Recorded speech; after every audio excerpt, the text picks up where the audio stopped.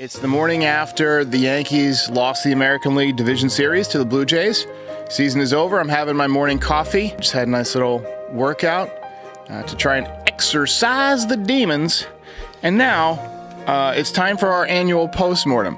Now, I recorded most of this after the Yankees fell down 0-2 to the Blue Jays in the Division Series. So there's nothing in there about how big Judge's home run was, so I wanted to mention that. He exercised his demons. You know, Jazz Chisholm, we talked about how great a year he had and how much I want to bring him back. But, you know, that error last night in the final game definitely shook a lot of people. I still think that he's got a lot of potential to be a great player. Just got to get his head screwed on right. So here's what we're going to do. We're going to play the postmortem, you know, what went right, what went wrong. We're going to talk about management. And then once that is over, I'll be back with your voicemails. And we'll take some final thoughts on the 2025 season and then wrap things up and get ready for the offseason, the Hot Stove League. So enjoy, and I'll see you in a few minutes. Well, another season that the Yankees have come up short in their chase for the 28th World Series title in franchise history. Since 2009, now that has been 16 years since the Yankees had that parade down the Canyon of Heroes. And I think Yankees fans are getting a little bit impatient. In this episode, I'm going to break down what went right. There were some things that went right for the Yankees this year. We'll break down what went wrong, and we'll talk about what the Yankees should do next. What they should do with their management and coaching situation, because I don't think status quo can get it done. And we'll discuss some top prospects who could make a difference next year. I hate to do it, but stick a fork in the 2025 Yankees. They are donezo. This is the 2025 Yankees postmortem. Let's begin with some things that went right for the Yankees in 2025, because it wasn't all bad. This team had a lot of great qualities. Plan B was pretty good. Now, you might view losing Juan Soto as something that went completely wrong, because the Yankees wanted to bring Juan Soto back, and he went to the city rival New York Mets, who, by the way, missed the playoffs. But I think a lot of people would contend that if the Yankees did sign Juan Soto, they would have been a worse team, because they wouldn't have been able to bring in a lot of pieces that really helped out this team this year. They were able to spread that money around. They brought in Max Fried, who won 19 games. And after Garrett Cole went down, he stepped up and pitched like an ace, especially in the first half. Now, he did have some struggles in the postseason, but he had a really good year overall. They brought in Paul Goldschmidt, who solidified the first base position. Anthony Rizzo had been atrocious last year, and the Yankees have really needed a steady force at first base. And for at least the first half, he was great. He struggled a little bit in the second half. He didn't hit righties as well, but he allowed the Yankees to kind of make a transition into a platoon situation where Ben Rice was able to step in. Ben Rice had a good year. He hit 26 home runs, and who knows what the limit is for this kid. Metrically, he's pretty much off the charts. He's probably going to hit 40 home runs at some point in his career. He looks like a confident young hitter. That definitely went right. Cody Bellinger was a great addition to this team. He was exactly what this team needed. He was athletic. He changed his approach with 2 strikes to avoid striking out all the time. He hustles. He plays good defense at multiple positions. Now, he does have an opt-out. He's probably going to opt out. We'll talk more about that later. But I think that Cody Bellinger is a perfect fit for this roster, and the Yankees need to bring that guy back. Trent Grisham stepped up and had a career year, over 30 home runs. His best season of his career by far. Also, coincidentally, we see a lot of guys do this, it was his contract season. So we don't know if it's for real or if it's just one of those years where he steps up, has that anomalous, huge season, and then reverts back to who he was. But he had a big year, and he was a big reason the Yankees made the playoffs and won 94 games. Jazz Chisholm was definitely one of the things that went right. Despite missing a month of the season, he went 30-30 for the first time in his career. And if you go back to when the Yankees traded for him, over the next 162 games, he was basically a 40-40 player. And it makes you wonder, if this guy stays healthy for a full season, what will you get out of him? I love his energy. I think that he's a long-term Yankee. They should look at giving him a contract extension. Yeah, he makes some bonehead throws, and sometimes he uses his athleticism a little bit to his disadvantage by trying to make plays that he shouldn't make. But overall, he's a great kid, he's a great talent, and he should be a Yankee for a long time. Carlos Rodon had another really good regular season, his best regular season since coming to the Yankees. He won a career-best 18 games. His ERA was right around 3, and he was just incredibly consistent. 5 or 6 innings pretty much every time out. Yeah, he had some trouble early on in the season with the meatballs, but as the season went along, he became a much more diverse pitcher. He was mixing his pitches. It wasn't just fastball, slider every time. He would mix in the changeup, he would mix in the curveball, and I thought he had a really fantastic year. Aaron Judge, probably going to win the MVP. Maybe they'll give it to Cal Raleigh, but either way, he won the batting title. He had another 50 home run season, his 4th highest batting average for a 50 home run season since Mickey Mantle. And this guy is a legend. Jason Dominguez had a 3 home run game, the youngest Yankee ever to do that. He was phenomenal on the bases. Also, he got better in left field, but he still wasn't great. So he's got some room for improvement. And he was just a great kid. Didn't complain when he lost playing time down the stretch. I think Jason Dominguez has a lot of room to grow into a much better player over the next several years. Now, will he be the Martian and be basically a stud like people were predicting? Maybe not, but he could be a really solid Yankee going forward, especially if he gets better from the right-hand side of the plate and improves in the outfield. Giancarlo Stanton is one of those guys who kind of fits in both categories of what went right and what went wrong, which is coming up next. He was tremendous when he was in there, but once again, he missed a ton of time due to injuries, and also, he wasn't his typical nuclear Stanton self in the playoffs. He was hitting the ball very hard, but he was hitting it on the ground. And one final thing that went really right for the Yankees was the emergence of Cam Schlittler, who began the season in Double-A and emerged to be one of the best pitchers in postseason. He struck out 12 over 8 shutout innings in his postseason debut in a win-or-go-home game against the Red Sox. He was phenomenal. He showcased a 100-mile-an-hour fastball. He threw the fastest pitches by a Yankee all season, and he had that great attitude that you want from an ace of your staff. Garrett Cole said, "I don't know what it is, but Cam Schlittler definitely has it." All right, so let's talk about what went wrong. Let's begin with Garrett Cole, who went down in spring training. He missed the entire year. He had Tommy John surgery.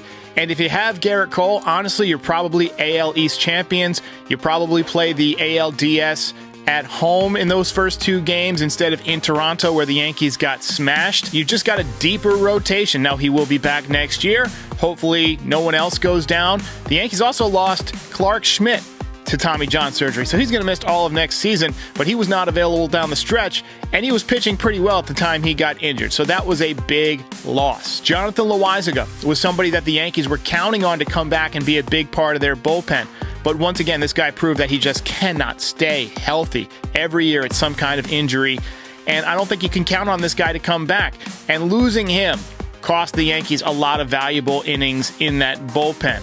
He was a guy who was super effective when he was at full strength. 100 mile an hour with a sinker and a good changeup, and we didn't really get to take advantage of that this year because he was not only hurt, but he was awful when he was in there. Devin Williams was acquired to be the Yankees closer. He ended up losing that role too late, if you ask me. But he was just atrocious as the Yankees closer. Atrocious in big spots for most of the season. Now, he pitched better in September. He had some good moments in the playoffs, but I think it's fair to say that Devin Williams will not be back because he was terrible in his first year in Pinstripes. Will Warren, in his rookie year, stepped up and was okay. Now, he was pretty good the first half of the season, but he definitely kind of floundered down the stretch. He pitched in the bullpen in the playoffs and was ineffective.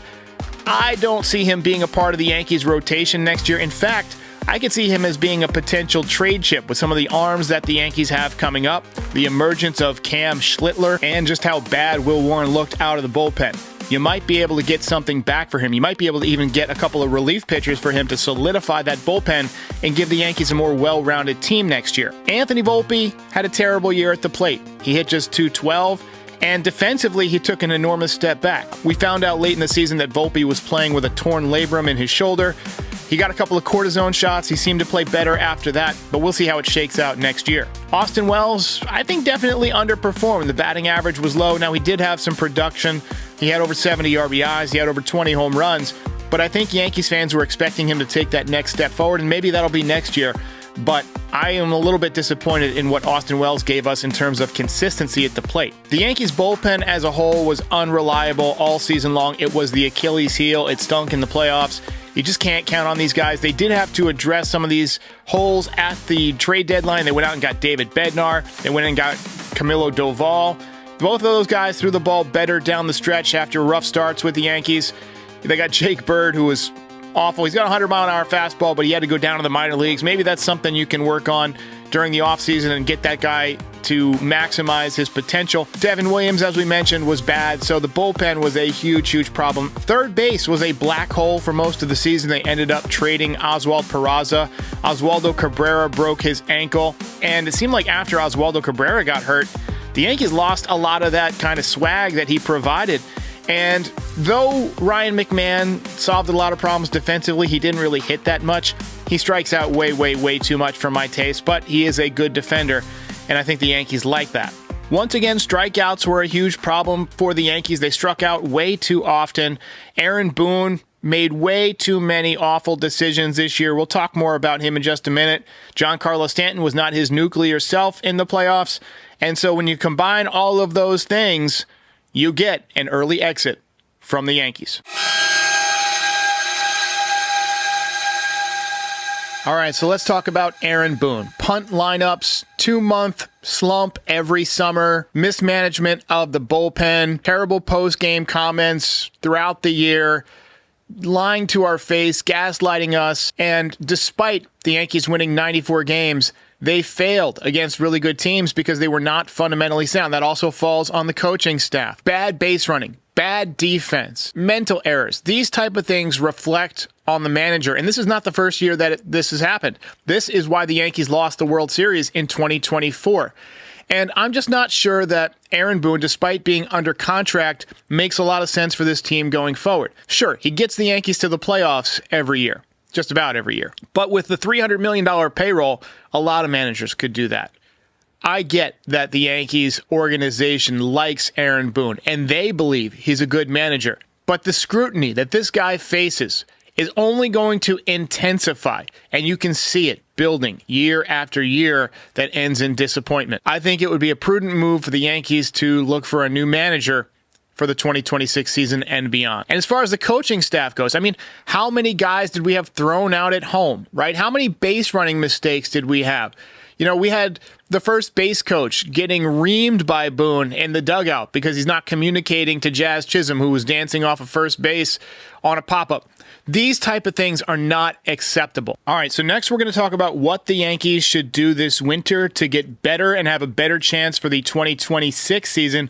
But first, I got to pay the light bill. DraftKings. Pressure is on, the lights are brighter, and with DraftKings Sportsbook, you're right there in the middle of every moonshot moment. DraftKings Sportsbook delivers the intensity of October with player props, live in-game betting, and odds that can change as fast as a ball flying over the fence. New customers bet just $5, and if your bet wins, you'll get paid out $200 in bonus bets instantly. Download the DraftKings Sportsbook app and use the code FOUL. That's code FOUL to turn $5 into $200 in bonus bets if your bet wins. In partnership with DraftKings, the crown is yours. Gambling problem? Call 1-800-GAMBLER. In New York, call 877-8-HOPE-NY or text HOPE-NY 467-369. In Connecticut, help is available for problem gambling. Call 888-789-7777 or visit ccpg.org. Please play responsibly. On behalf of Boot Hill Casino and Resort in Kansas, fees may apply in Illinois. 21 and over. Age and eligibility varies by jurisdiction. Void in Ontario. Bet must win to receive reward. Minimum minus 500 odds required. Bonus bets expire 7 days after issuance. For additional terms and responsible gaming resources, see dkng.co/audio. Okay, so what should the Yankees do to get better this winter? Let's start by replacing the manager. I think that's a big deal. I think that Aaron Boone is the wrong guy. But I doubt the Yankees are going to do it. They seem to be stuck with Aaron Boone. You can improve the bullpen. They have some assets that they can move.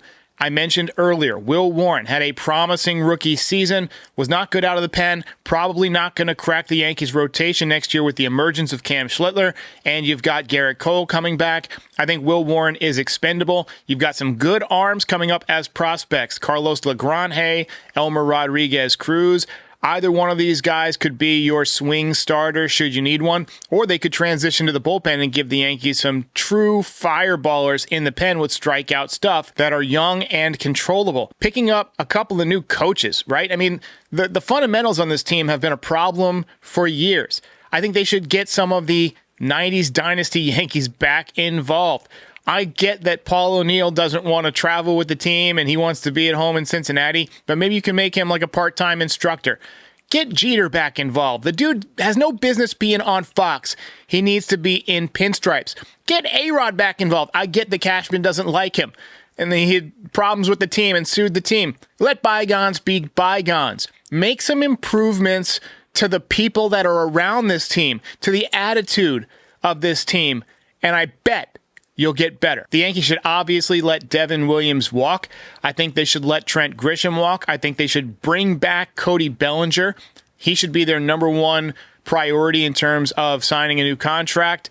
Also, I think they should sign Jazz Chisholm to an extension so that you're not having to worry about signing him to a massive contract after next year when he's a free agent. These are some things that the Yankees can do now to position themselves to make improvements in other areas when you know you've got the core of the team locked down. It's just a reaction. All right, so let's go ahead and take some voicemails now. Your thoughts on the end of the season. Let's begin with Steven calling all the way from Italy. Hi, Derek. It's Steven from Italy calling. I'm watching the game the following morning, game 4, because of the time zone thing. It's the 8th inning. We're down 5-1. I don't know. Maybe we come back and there's some miracle. But if we don't, it'll be because we lost to a superior philosophy of hitting. And the Yankees will probably deny it. Michael Kay's even been trying to push the idea that small ball doesn't work, but this isn't about small ball. It's about contact hitting and batting average, as you've been preaching for years. Not only the 90s teams, which we know would have beaten the Blue Jays, with on-base percentage and hits and all that, but the 70s teams that I watched when I was young with Thurman Munson and Roy White and Lou Piniella and Chris Chambliss would have put the bat on the ball and would have matched the Blue Jays hit for hit, and our bullpen with Sparky Lyle, for example, and Goose Gossage would have found a way to shut them down. So, there needs to be a rethinking on philosophy. Now, maybe we come back, maybe we get a grand slam in the 8th or 9th and we win it in extra innings or something. But even then, it would have been this close because of the better hitting philosophy by the Blue Jays. We need to drop the whole emphasis on launch angle. And all these people with warning track power like Wells and Volpe need to start leveling out their swing. Anyway, thanks for everything this year if the season's over. And if it's not, then I hope we win Game 5. Cheers to you, Steven. I think that's a great call. Steven's made a couple of great calls this year. He's the one, I believe, that compared he made a comparison to like preparing for wars of old, like the generals that prepare for the previous war and not the new ones. And he compared that to how the Yankees compared, who they're playing to, trying to beat the Red Sox of old. And it was a great call back in the day. Some of you remember it, I'm sure. But yeah, launch angle, it leads to a lot of home runs in garbage time against, bad pitchers. But when you get to the playoffs, you really need contact. And I think that there are enough power hitters on this team that you can leave in place and still have plenty of home runs and add in some contact, right? I mean, I love McMahon. I love the way he played third base. The guy didn't hit very much. I mean, Volpe didn't hit enough. Wells, there's not a lot of great catchers out there offensively anyway, and he was productive during the regular season. He had a few hits, but bad approach at the plate last night. I wish the Martian had gotten more of an opportunity because, he's a guy who, tries to put the ball in play. We actually got a call about that. Let's go ahead and play. I believe this is it right here. Here's Alex. Hey, Derek. It's yet again Alex from Atlanta. I just have a lot of takes this morning, a lot of opinions. But I just wanted to say how pathetic and cowardly I thought it was of Aaron Boone to pull Anthony Volpe for Jason Dominguez. Not because I didn't want to see Dominguez, because I love Martian. But we all know why Boone did that. He wanted to protect Volpe from the fan base. Because if he struck out yet again, the boos would have been deafening. I have never seen an organization protect another player, not even good player, below average player, the way this organization has protected Anthony Volpe. And if I was Jason Dominguez, I'd be pissed off at the way they handled him versus the way he was handled this season, because it's absolutely pathetic. Dominguez got one at-bat in garbage time, and he hit a double. Yeah, and Dominguez came through. I think he's going to have a big year. I know I said that this year, but he showed me some real progress as a player. I know he didn't really improve that much defensively, but by the metrics anyway, he looked a lot better this year than he did the previous year. And, if he figures out his right-handed swing, maybe he can do some damage. If I were Dominguez, I would take Paul O'Neill's advice and play winter ball and play it as a right-handed hitter to try and get better. Here's another call, I believe, from Alex. Hey, Derek. Alex from Atlanta again. This may be a really unpopular opinion, but I think this is the offseason where the Yankees need to make a full-court press to try to move Stanton. And I love Stanton. He's been a great Yankee, but that designated hitter spot needs to be freed up. By opening up that spot, you can have Judge rest. It opens a lane for Dominguez. It opens a lane for Spencer Jones. Just having that spot be more flexible, I think, would really help this team, especially with lineup construction. I'd love to hear your take on that, Derek. I'm not against it. I mean, he had some big hits this year, but we were hoping for full Oppenheimer during the postseason, and instead he hit a lot of balls on the ground. And when he hits the ball on the ground, he's as good as out. You ain't got no legs, Lieutenant Dan. Here's Joe. Hey, Derek. Joe from Jersey. I called you about 2 months ago when they hit 1 billion home runs, and I was like, because it doesn't work. Now, you're going to get a lot of calls bashing Howe, Boone, and Cashman, but this call is going to be different. I've been saying this forever, and not because Jeter said it last night. Home runs will get you to the playoffs, but they're not going to get you a ring. They need to play small ball. If there's a stat about whoever swings at the first pitch, it's got to be the Yankees. Here you got bases loaded. I said to my wife, he's going to swing at the first pitch. I said, I'll bet you $1 billion. You could get hit by a pitch, get walked, a pass ball, a wild pitch to walk in a run. Put pressure on the pitcher. It doesn't work. Now, as far as making changes, I think he's run his course. I'm sorry. Torrey gave them 4 rings, but every manager runs his course. It's time to shake things up. Yeah, Judge and Stanton hit for the fences. Yes, let them go but you got Volpe. Look at Volpe last spring, okay?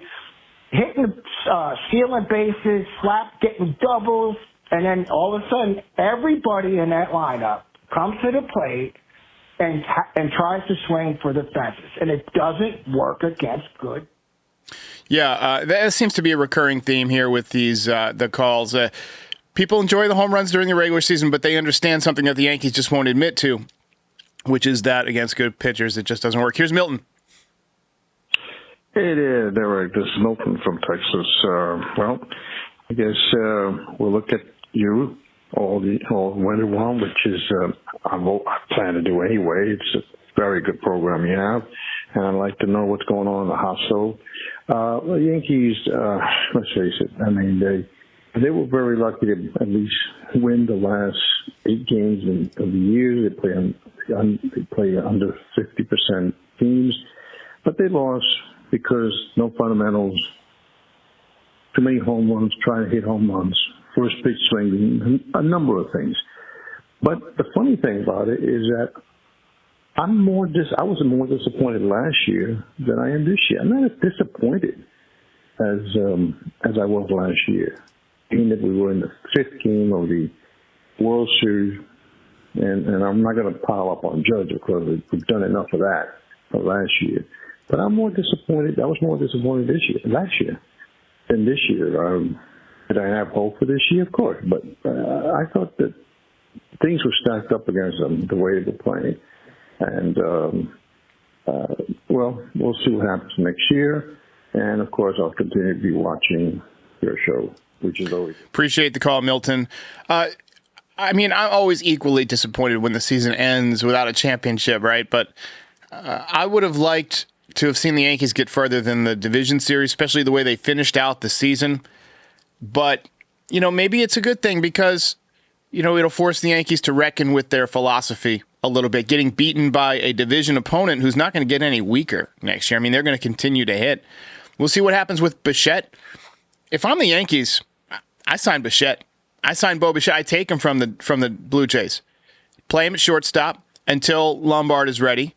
And then you shift him over to third base, and Lombard becomes your shortstop. Or Lombard moves to third base in the minor leagues, but it works better probably the other way because Lombard's younger and Bichette's, as he gets older, he's going to not be as good defensively.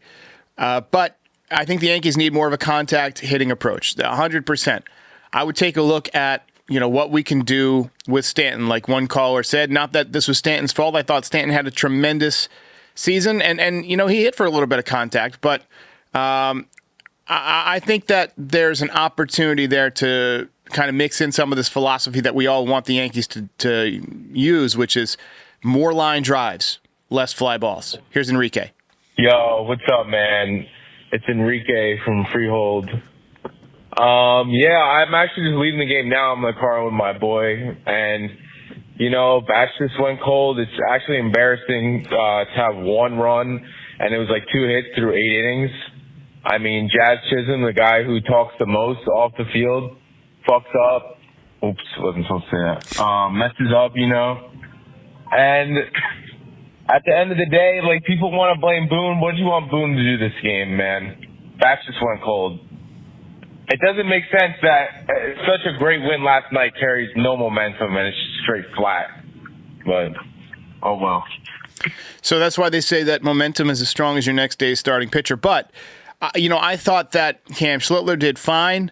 Really, there were a couple of things that bothered me. I didn't like pitching to Vlad in the first inning. I thought him getting an RBI single and giving the Blue Jays an early lead kind of sapped some of that Yankees momentum because right away you're playing from behind, right? It could have been where that McMahon home run made it 1-0, and then all of a sudden the pressure really mounts on the Blue Jays, right? And then maybe that gives Schlittler the confidence that he needs to dominate. So, hey, it is what it is. Season's over. Coulda, woulda, shoulda. Hey, this is Daniel here.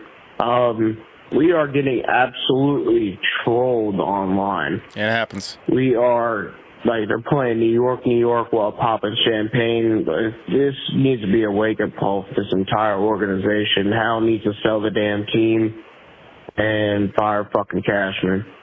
Thank you. To the winner go the spoils. Here's Mary Beth. Hey, Derek, it's Mary Beth. And you know what? I thought it was a great idea to root for the Blue Jays. I hate them, but because of Donnie Baseball. But I'm now reading that they trolled the New York Yankees by playing New York in their clubhouse, posting an image of a Blue Jay eating an apple in front of the Empire State Building, and then having Vladimir Guerrero Jr. and freaking fat boy David Ortiz chant, the Yankees lose. So you know what? They are classless because the Yankees wouldn't have done that.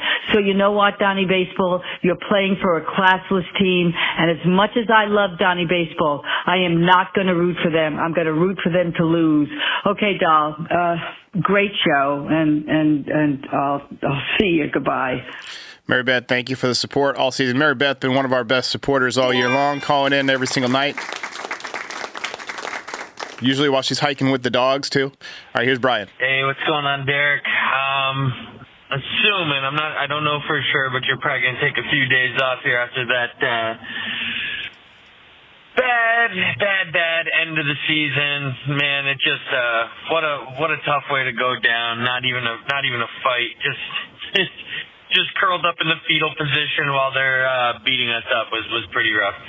But I just had to comment on one thing. I listened to the post-game show, and 90 or more percent of the time I would have to agree with you. I usually like to root for the team that knocked you out so you can say at least you got beat by the best, and maybe if you got past them, you could have won or whatever. But to see how the Blue Jays acted after that win, playing Frank Sinatra, New York in the clubhouse, seeing Vladdy celebrating, getting champagne on him, just saying, Yankees lose, and all these things. It's just so weird to see a team that you just beat, and you're still, like, obsessed with them like that. Is, I don't know, man. I don't think I can root for them. Just how much you can tell they truly hate the Yankees and the pure joy they had. I wish our team had the same amount of joy of, stealing it from other teams and stuff, but, man, it felt like the 90s again, watching those guys. You can tell they truly hate us, man. They truly hate us. And for that, I hope they get knocked out. Great call, Brian. So, yeah, maybe I'm sold, right? I mean, maybe I won't even watch the rest of the postseason or pick a horse. I've been wanting to watch that Ed Gein show on Netflix. I got a lot of work to do. I got to work on my book. So, all right, everybody, thanks for a great season once again, and I'll see you when I see you.